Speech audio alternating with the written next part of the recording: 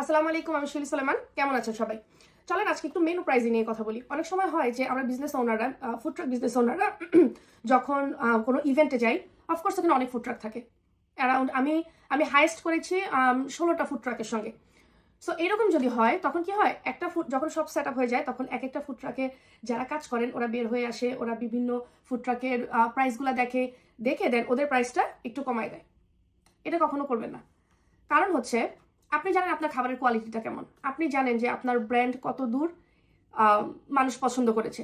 So সেই অনুযায়ী, আর আমরা তো সবাই জানি যে আমাদের কস্ট টাইমস 3 দিয়ে আমরা প্রাইস করি। সো সেইভাবেই আপনি করবেন। এখন আপনার পাশের জন যদি তান্দুরি চিকেন $12 দেয়, এখন আপনি যদি মনে করেন যে আপনি $10 দিলে ওর থেকে বেশি কাস্টমার পাবেন, এই ধারণাটা ভুল। আমরা বাঙালিরা এটা করে থাকি, শুধু বাঙালি না, আমরা এশিয়ানরা এটা করে থাকি। না, এটা করবেন না। আপনার প্রাইস যদি $12 হয়, আপনি $12 রাখবেন। আপনার প্রাইস যদি $15 হয়, আপনি $15 রাখবেন।